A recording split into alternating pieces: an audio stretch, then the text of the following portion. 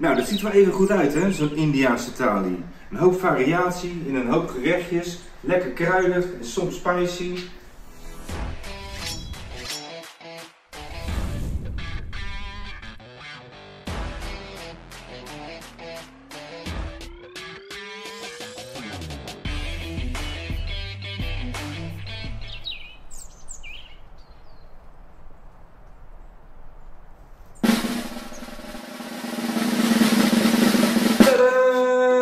Daar is hij dan, mijn gloednieuwe keuken, waarin ik nieuwe, inspirerende kookfilmpjes voor jullie kan gaan maken.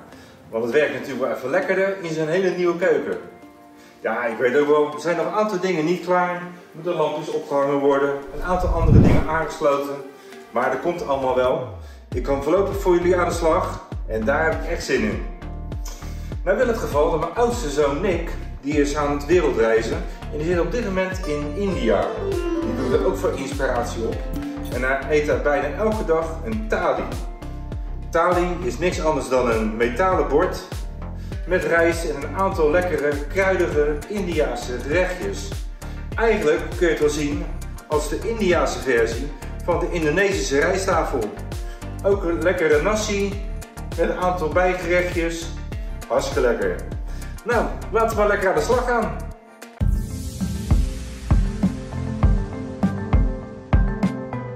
Voor dit veelzijdige Indiaanse gerecht ga ik eerst even wat rijst koken. 400 gram basmati rijst doe ik in een pan. Daar gaan we kechari mee maken. Dat is een Indiaanse versie van nasi goreng, zou ik maar zeggen. Even simpel gezegd.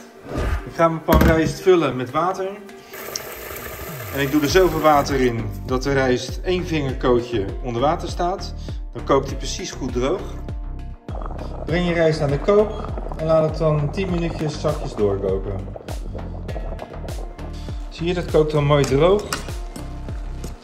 Zet de hittebrommer uit en laat het eventjes uitwasemen.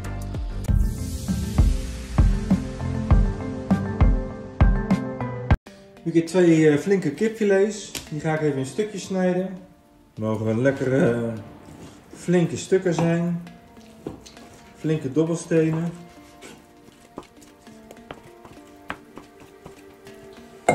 Zo, doe die stukjes kip maar even in een kom. Gaan we even marinade maken voor die kip. Doe er een theelepel zout bij. Een theelepel witte peper. 2 theelepels knoflookpoeder. Een eetlepel garam masala. Dat is een Indiaanse kruidenmix, hè. Niet te verwarren met curry. Meng dat maar even door. 4 eetlepels Griekse yoghurt gaan erbij. In India wordt er veel met yoghurt gekookt. En vooral van die dikke yoghurt, zoals Griekse yoghurt. En dit laten we even een half uurtje marineren. We maken Indiaanse butter chicken. Die naam komt natuurlijk niet zomaar uit de lucht vallen. Er wordt boter in gebruikt. En ik gebruik in dit geval ghee. Wordt veel in India gebruikt. Is een geklaarde boter. Kun je in toko's krijgen of bij Midden-Oosterse winkels. Kijk maar hoe je eraan komt. Als je er niet aan kunt komen, gebruik dan roomboter, maar is wel een ander product. En met roomboter moet je oppassen dat het niet verbrandt. Dat heb je niet met ghee. Dus ik ga 4 eetlepels ghee verhitten in een pan. Ghee is ook een product wat je niet per se in een koelkast hoeft te bewaren. Dat maakt het voor dat soort landen als India ook wel iets makkelijker om mee te werken. Dat het niet snel bederft. En dan gaan we die gemarineerde kip in die ghee bakken.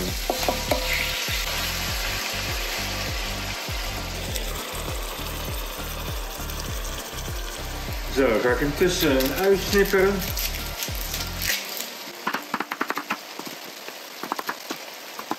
En dan mag je de kip die nu is gebakken mag uit de pan halen. Gooi je maar gewoon even in diezelfde kom. En dan veer ik in diezelfde pan een nieuwe lepel ghee. En bak daar dan al die ui maar in. 2 teentjes knoflook. Snij die even fijn. En voeg maar toe. Zo, snij een stukje gember af. Centimeter ongeveer. Haal even het schilletje eraf. Snijd een stukje gember even fijn. En voeg maar toe. De rode peper. Snijden we even ringetjes. Ik ga niet de zaadlijst of de zaadjes eruit halen. Want in India daar houden ze wel van een beetje pittig. Zo, bak er allemaal even lekker mee. Voeg nog een eetlepel garam masala toe. En een theelepel kurkuma. Roer het maar even door. Schenk er een blikje tomatenblokjes bij. En dat brengen we zachtjes aan de kook. En tot slot doe ik er nog een theelepel zout doorheen. Nou, die saus laten we een beetje inkoken.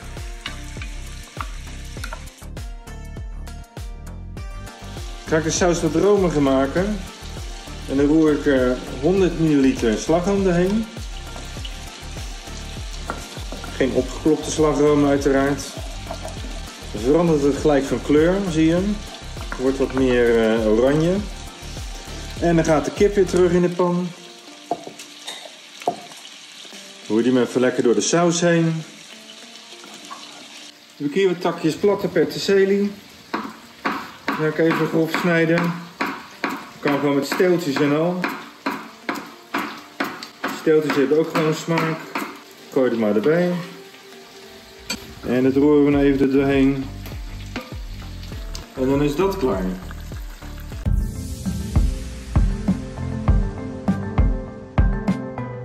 Een volgend gerechtje wat ik ga maken heet Aloo Gobi. Dat is een bloemkool aardappelcurry. En in de Nederlandse keuken worden aardappel en bloemkool natuurlijk ook heel veel gebruikt. Ja, met al die Indiase kruiden en specerijen wordt het natuurlijk een heel ander verhaal. Het volgende bijgerechtje, Aloo Gobi. Zo, ik ga eerst eens even 3 grote aardappelschillen. Snij je aardappels in stukjes. En gooi ze in een pan. Vul je pan met water zodat de aardappels net onder staan. En kook de aardappels dan ongeveer in een kwartiertje gaar. Ga ik even wat ingrediënten fijn snijden. Een ui, 4 teentjes knoflook, zo'n stukje gember en een rode peper.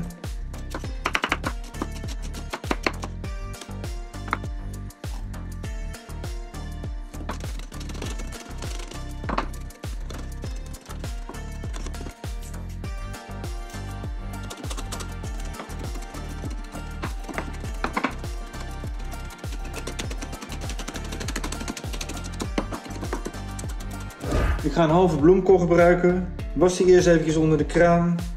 En dan kan je hem zo gebruiken. En dan snij ik die bloemkool in plakken.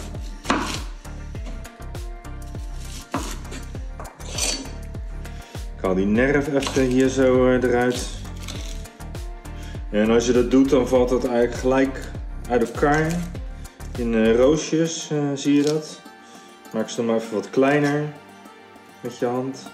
Ga ik een wok vegen met een eetlepel ghee. Je kan ook een scheut zonnebloemolie nemen. En in die verhitte ghee of olie voeg ik dan een theelepel komijnzaad toe. Dan wordt het gelijk een beetje knapperen. En je ruikt de geuren vrijkomen. En dan voegen we de bloemkoolroosjes toe. En die gaan we even lekker roerbakken. Mogen dus een beetje knapperig blijven, die bloemkool. Kijk, dit gaat er goed uitzien. De bloemkool ziet er lekker geroosterd uit. Dat moeten we hebben. Nou, dan mag je het uit je pan halen. Doe het even in een kom apart. Dan veeg je nog even een eetlepel ghee. En daar gaan we die gesneden uien, gember, en rode peper en knoflook in fruiten. Voeg een eetlepel garam masala toe. Een theelepel kurkuma. 2 theelepels zout. Dan wordt het even doorheen.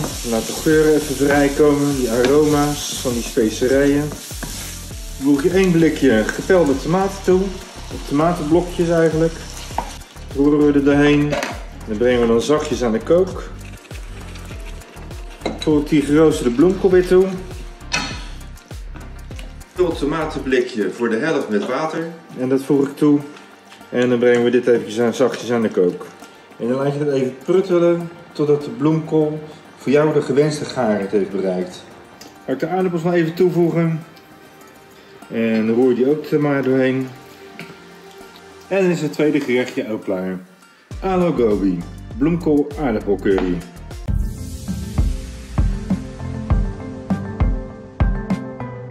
Ga ik de rijst even maken, de kedgeree.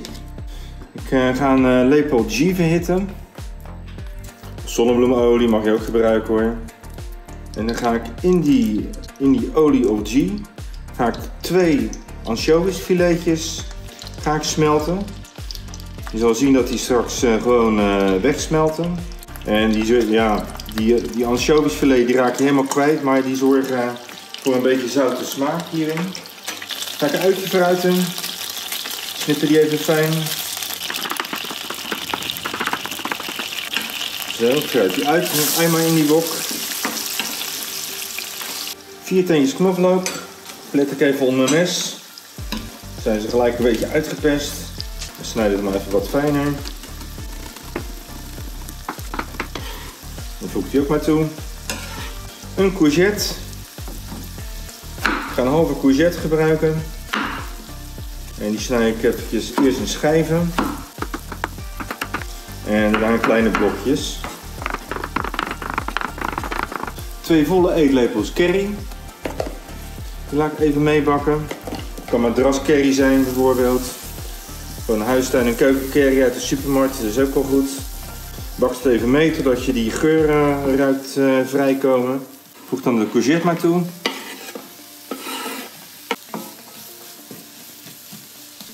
Twee eieren. Klop die even los in een kommetje.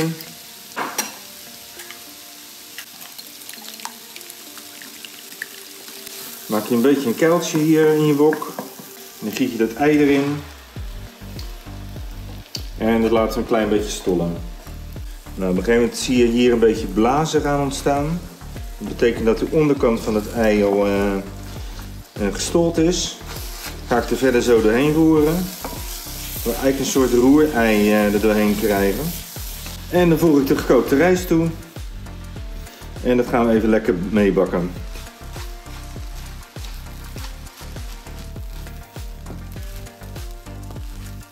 Dan heb je een paar takjes peterselie. Platte peterselie. Dat gaan we een beetje fijn hakken. Met takjes en al. Dat kan gewoon. Dan voeg ik het ook maar toe. Het hoeft niet al te fijn te zijn. Roer je nog een flinke snuf peper en zout doorheen. Gewoon witte peper. Klaar is je rijst.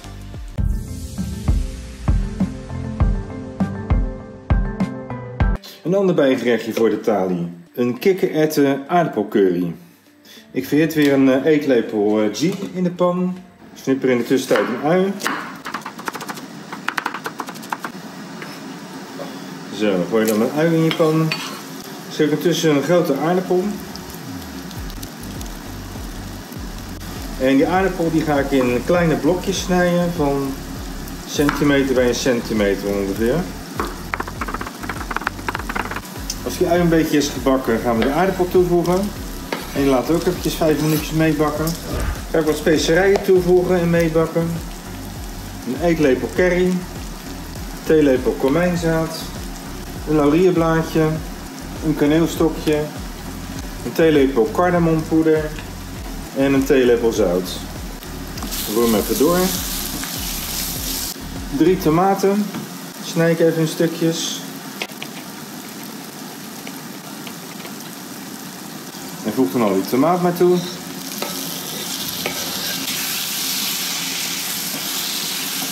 Neem je een groot blik kikkererwten, kan je wel in Turkse winkels kopen. En anders neem je 2 kleinere blikjes. Dit is een blik van 800 gram.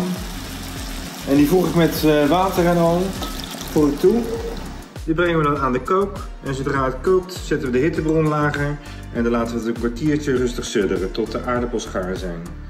En weer een gerechtje af. Een lekkere kikkererwten aardappelcurry.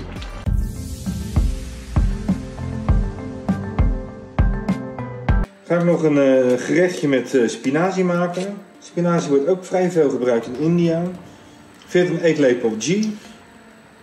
Snipper een uitje fijn. 2 teentjes knoflook. Hak je hem even fijn. Centimeter gember. Hak je ook maar even fijn. Zo, dat ben je pan. 1 rode peper. Snij die ook even fijn. Zo, doe die rode peper er ook maar bij. Doe een eetlepel garam masala erbij. En laat het ook even meebakken. En dan neem je gewoon zo'n pak met van die deelblokjes spinazie. Spinazie à la crème is dat. En die voegen we gewoon helemaal toe. En die laten we even ontdooien in het kruidenmengsel. Als die spinazie dan ontdooid is en een beetje begint te borrelen, neem je even een bosje koriander. En die hak je fijn.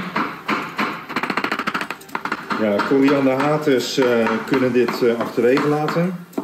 Ik weet dat er mensen zijn die hier niet zo van houden. Maar het is wel zo, als je koriander meestooft, wordt die hele specifieke smaak, die wordt wel wat verzacht. En dan geeft het eigenlijk wel een lekker smaakje. Dus dat roer je gewoon even zo er doorheen. Dan koop je zo'n blik met van die witte kaas. Die je wel in van die Turkse winkels kan kopen. En dan haal je wat van die partjes uit. Partjes ga ik even een stukje snijden. En dat gaan we ook toevoegen. Dat we een klein beetje smelten. En dan neem je nog gewoon wat halfvolle yoghurt. En dan sprenkel je zo een beetje eroverheen. En dan is het ook klaar. Klaar is je bijgerecht met spinazie.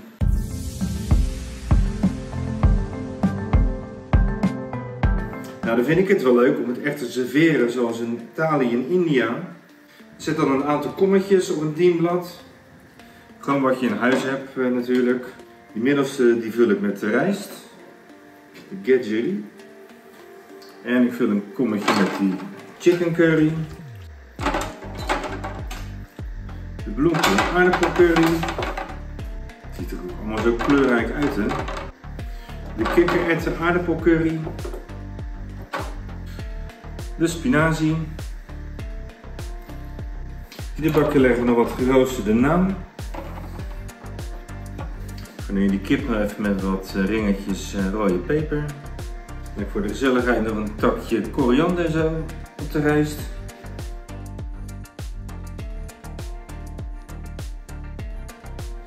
Nou, dat ziet er wel even goed uit, hè, zo'n Indiaanse thali. Een hoop variatie in een hoop gerechtjes. Lekker kruidig en soms spicy. Nou ja, wil je het eens op je gemak nalezen en het ook gaan maken? Het receptje kun je vinden op reneindekeuken.nl. Geef even een duimpje omhoog onder deze video, want ik ben natuurlijk benieuwd hoe het bij jou is gegaan. Of je het lekker vindt of niet lekker vindt. Vergeet niet te abonneren. En als je al geabonneerd bent, zet dan even dat belletje aan. Want dan zie je altijd vanzelf wanneer er weer een nieuwe video aankomt van mij. Nou, ik ga lekker eten hiervan. En ik denk dat het hartstikke lekker gaat zijn.